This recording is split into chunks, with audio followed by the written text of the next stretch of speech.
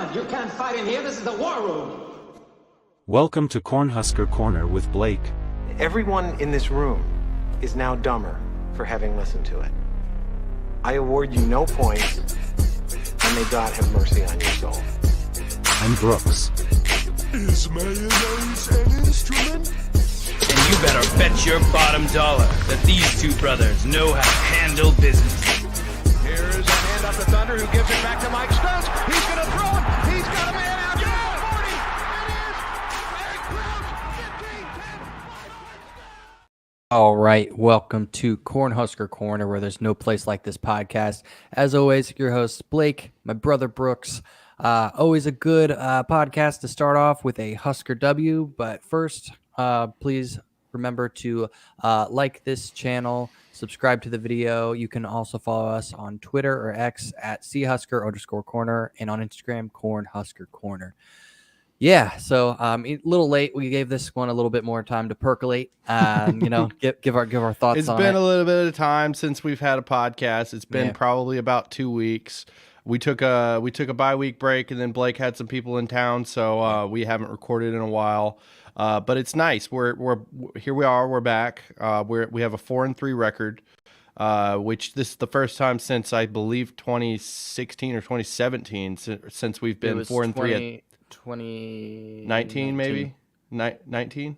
It was Scott Frost's second year. Okay, yeah. So 2019. So this is the first time since 2019 that we've been 4-3 at this stage of the year. So definitely encouraging. Both the Illinois and the Northwestern wins, their conference wins. Illinois on the road, Northwestern at home. It's definitely encouraging. I mean, ugly games though. I mean, very hard to watch. With all the flowers we just rained on them, it's encouraging. It's good, but it's ugly. We're a Big Ten West team now. It's official. We are now a Big Ten West team, it is horrifying to watch. But we at least are getting the W's, and that is not horrifying. So yeah. You know it's funny. Like if you were to check like the pulse, like the past 5 years, whatever. I just want to win. I don't care. I just want to win. And now we're winning in an ugly fashion, and people still are like, "Oh, well, we should have won by a lot more." Well, let me be clear. That's fandom. Let me be clear. I'm not complaining. I'm not complaining at all. Okay, I'm not complaining at all. But we even talked about this last night. It's sort of like maybe Scott Frost was being a little bit too ambitious his entire career at Nebraska and what he wanted the team to be every year. And now he's left the cupboard full of, really what he was recruiting for, which was an ambitious system. And then Matt Rule comes in and he's like, we're just trying to win. And he's turning us into really a Big Ten West outfit. And while it is not pleasing to the eye, if I wasn't a Nebraska fan, I probably wouldn't be watching any of these games, but I am a Nebraska fan. So I'm glued to the games because we're winning the games. So yeah, I mean, and one thing that I feel like is really indicative of the progress that we've made, and you might feel differently, I believe you definitely do feel differently, but is that anytime something bad happened in that game, like the moment I saw the way our defense played, I was like, I think we're good, man. Like our offense, we got to take care of the ball and stuff, but like I really like our defense is so good. They're so good. They're at this point they're a known commodity to me. We're 7 games into the season. And they're consistent, They're good. And they ran into a Northwestern offense that is streaky at best. We'll just give it that. Right. So it was a perfect storm. But you're right. Every time we turned over the ball, which was multitude, I was not really worried. There was never a point where I thought the game was out of reach or at risk, which is weird, just watching the game. But there was never a moment that like got my heart rate going, like something good happened with us. There was it was never the other way around, Right. Because you trust the defense, like deep down, whether you know it or whether you don't, we trust the defense now. We trust them. Like they're going to play how they're going to play. So yeah, let's get to positives. Let's get that's some positives. On positives. So that's definitely on positive. Defense continues to build upon momentum. They're having fun out there. They're having fun playing, being that group. We've talked about this in the past. Even when Reimer was back in, some of those things he definitely is noticed, just as a leader. But they are definitely a unit. They are just one after the other. We have depth in almost every single position group. I think linebacker might be our weakest as far as depth goes. But man, you just look at like the rotation you have on the defensive line. There were people in there who didn't play all season. Yeah. Like, oh my God, what are you doing getting a sack? Yeah. And then the secondary is coming along. I would like to see a little bit more from Hartzog, but we're in positives right now. Right. And yeah. Hartzog's giving the effort. I mean, I think one of the most important plays of the game was when that guy got loose. I think Hartzog probably had an eye violation at the beginning of the play. Got caught looking in the back of the backfield probably. Guy gets open. It was even a scramble play from what I remember because there was a QB pressure on it. But the guy gets open and is streaking down the field. And Hartzog at the beginning, when the guy catches, is probably 10 yards behind him, and he just tracks him down and tackles him. And they didn't score a touchdown on that drive. They only ended with 3 on that drive. So got to give them the effort. But I just want to point out, like, our defensive unit. Our defense is a unit. That's what I want to point out. That that's the biggest thing to me is like. There is so many good plays happening left and right, and it feels like every time it's a different person making an amazing play. You know what I mean? Like the best play probably of the game for me was they run like a stretch play. It was a run play to the outside, and it looks like at the beginning of the play like everybody sucked in, like we gave them the edge. Oh no! And then Gifford fights off a block. He's held on the play. He fights off a block, and there's 2. It was like a guard and a tackle, like running free, like a shield, a lead block shield. And Gifford just kind of like steps under him, like swims through both blocks and makes the tackle. Like, it's hard for me to like illustrate how good that play is just by describing it, but you know the play we're talking about. And if y'all all watch the game, y'all know the play. Gifford made an unbelievable play to me. It was maybe the play of the game, but there was lots of those types of plays, and it felt like it was always a different person. Yeah. So yeah, the defense is once again inspiring and encouraging. So yeah, absolutely. And I think one final positive, just from the offensive side of the ball. I mean, I'll touch on some other things in one final thought, but just overall positive is Emmett Johnson's pretty shifty, dude. Yeah. Like he's had touches here and there, but like he's really shown that he could be really good because he's really young and he has good vision. And, at this point in the season, they trust him more than a 3-year starter and Anthony Grant just because of ball control, ball security. So that was really cool to see on the offensive side, just seeing that little burst. And it's like, okay, he could break some stuff. Emmett is very, very encouraging. He's very got a lot of potential, and he's from my memory, I believe he's from Minnesota, and he was Mr. Football in Minnesota. And on his team, he was really like the guy. He was used as everything, a return man. He played defense he played everything. He was just jack of all trades. But he had like 2,500 yards rushing his senior year. That's wild. So like no matter what level you're talking about, like that's hard to do against nobody. I mean, it's 2,500 yards, Yeah. So yeah, Emmett was encouraging. I want to add to the running back room conversation. He didn't get as many touches, but Josh Fleeks had one run. He made a cut in between the tackles where I was like, okay. I totally see what they see in Josh Fleeks. You know what I mean? I think we all know sort of what to expect with Anthony Grant at this point. Got to protect the ball, but he's got a lot of positive attributes. So I think we can sort of point at the running back room right now and be like, okay, even with the injuries, it's encouraging that we still sort of have 3 guys who I could see us being operable with all 3 of them. So yeah, that was encouraging. Here's the thing though, and we can kind of pontificate on this a little later, but do they move Fleeks to slot now now they need him, right? Ooh. Now they need him, right? I mean, like we could talk about that when it comes to negatives. I mean, point out another positive. Malachi Coleman had his first touchdown at Nebraska. Getting onto the wide receiver conversation. The belly G option pass was a wonderful play, wide open. I mean, it was awesome to watch. It was so perfect. Like they don't even bite this hard in Madden sometimes when you do things exactly right. You know what I mean?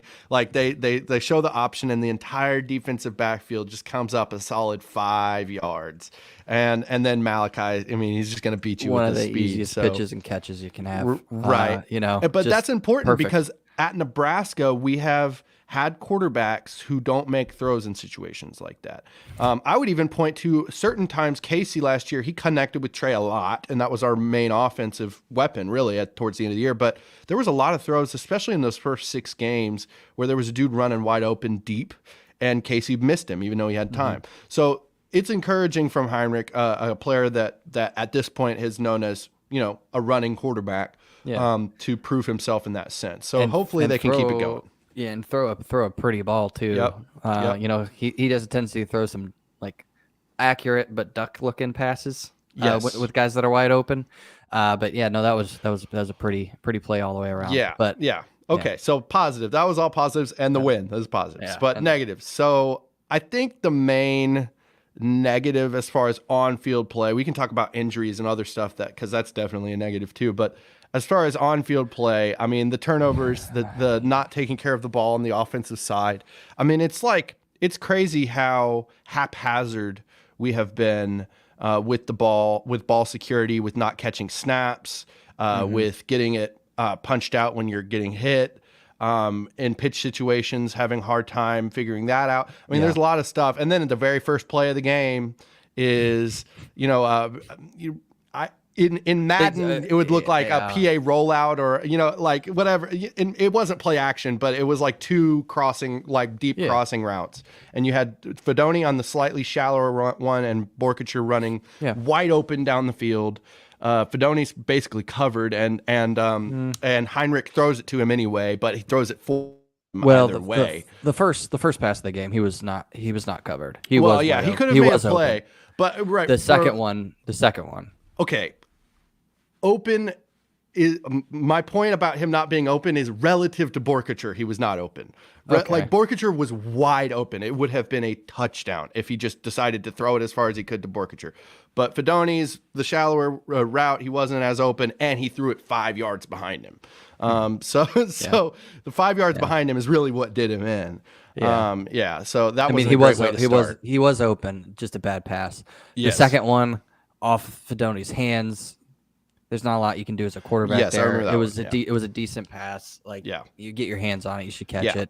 That's going to bring me into my first negative is Fedoni. Yeah, great point. Oh man, he just I don't want to harp on him too much because he has been a pretty solid piece of our offense and come up in clutch situations when we needed him to. But some of them was off with him on Saturday, and I hope he gets it figured out and doesn't let it snowball. But because we all have those games, it happens. But he was definitely he stood out in a bad way on Saturday. Yeah, and Well, I mean, I think it's really like Heinrich looks for him. Heinrich looks for him, and he needs him to play to make plays. And so then when he's being targeted and he doesn't make the plays, it stands out. I mean, but he had 2 or 3 really bad drops in that game, and we can't have that from him because you look at our offense, and that'll get us to the next phase of our negative conversation with our offense. But you look at our offense, he is at this point our only weapon left, like our guy who at the beginning of the year we pointed at. Nobody else who's starting on this offense at this point due to injury is somebody who we pointed at the beginning of the year and was like, that guy's going to be a major factor pretty much. I theorized Malachi would have a lot more playing time, but I thought it would be because he was good, not because we needed him to have the playing time, Sure. I mean, we have 2 starting offensive linemen went down. Yeah. Ethan Piper's out for the year. Nuruddin Nwili is out for the next 2 or 3 weeks, from what I understand. Ben Scott even went down in the game. But evidently he's okay. And then Billy Kemp went out. He's going to be out for the next 2 or 3 weeks. So Justin Evans Jenkins, Henry Lutovsky, Teddy Prohashka is going to start at tackle. I mean, all those dudes are going to have to step. And then Jaden Doss at the slot position. So you now look at our offense, and it's like, man, we have freshmen starting at a lot of places, a quarterback that wasn't our quarterback at the beginning of the year, a running back room that's been decimated. And I mean, it's just freshmen and inexperience galore. But the good thing is our offense hasn't been the reason why we've been winning these games. to this point. So that's why it's not necessarily like doom and gloom constantly around Husker circles right now, because we all know that the defense is the heart of this team, and they're pretty healthy still. So Well, but the offense is decimated. Turner Corcoran and Ethan Piper. Oh, that's right. Turner. Yeah. So Turner and Ethan are out for the year. And then Nuruddin is out for like the next 2 or 3 weeks. Yeah. On a group that has been a little unfairly maligned, I haven't noticed them much this year. There's been certain situations here and there, but they've been playing a lot better. It's been the skill positions and quarterback play that's really let our offense down.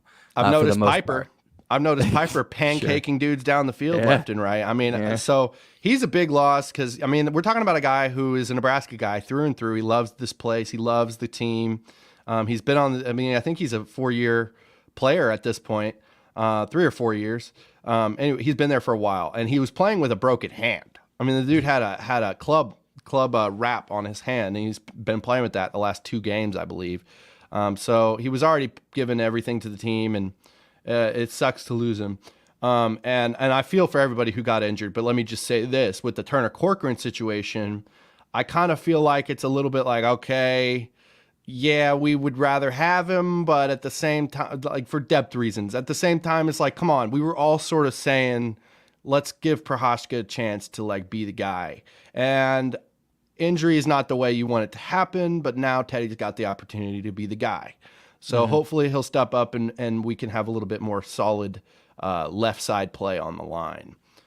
Sure. Hopefully a good thing can come out of this. And listen, like Prohaska, he's a little rusty. The couple times he's gotten in there, he's gotten false starts a lot. I think he's been flagged for, at least from what I can remember, 3 times on false starts. So we'll see. And he's got an unconventional build though. It takes so much discipline to like hold yourself in those situations. He's like Slender Man, he's so big. He's so big. but he's also had stints where he's played really well. Yes. And then just got injured. Arguably Scott Frost's most impressive win of his coaching tenure at Nebraska was Northwestern in 2021, just because we came out and dominated. And I don't remember us really ever doing that any time else. And he was the hallmark. He was the centerpiece of the offense that night. They had started him. He was a freshman at the time, and we were having trouble at that position, so they gave him a chance. And Taylor and Adrian had time. You just did it. Not on purpurpose. Not on purpose at all. All right. Well, yeah. Besides the injuries and turnovers, any other negatives? Our defense gave up a couple of big plays, but Northwestern didn't have the guys to really break it off the top. They only gave up 9 points, so I can't really call a negative. But there were a couple plays there was one, a hole just opened up, and number 27 for Northwestern had a full head of steam, and it looked like he was going to score a touchdown. And then all of a sudden, it was like, And I was like, okay. What's funny is I only caught the tail end of that. I went into the kitchen to get some more water, and I came back and I saw just the tail end of the play when he was getting caught. I was like, oh my gosh, look at him. Shuffling down the field. They weren't the fastest. They weren't the fastest team, but. No. Yeah, so no more negatives I can't think of. You want to go first on one final thought, or you want me to? Yeah, one final thought, okay. And we kind of already touched on it. But I'm going to go with one other thing, because I was going to talk about the Coleman touchdown and just how it's his first one. Nebraska kid to Nebraska kid. Thought that was really cool. But here's my one final thought. At the beginning of the year, through 7-8 weeks, I guess, of college football, if you were to have said Nebraska has the same record as Clemson, you and I would be ecstatic right now thinking that we've only lost 1 game. But we have the same record as Clemson. Yeah. Clemson's played a patty cake schedule. Yeah, you just assume that they would be maybe a 1-loss team at this point. Right? I don't want to cut you off. Go ahead. Finish your thought. So I thought that was because at the beginning of the season, if you were to say that, you'd be like, oh my gosh, we're either having a really good season or Clemson's really falling off the rails. And it's kind of like a middle of the road there. My point is, I get your point and I follow you, but my point is, I've been sort of talking about how Dabo's been behind the curb on the new college football stuff for a while, even on this podcast. So if you would have asked me that, like saying, oh, they have the same record, I'd been like, oh, did Clemson like crash and burn? That's what I would have thought of immediately. But I mean, the reality is we're both above average. We're both above average, which is good. We're both slightly above average.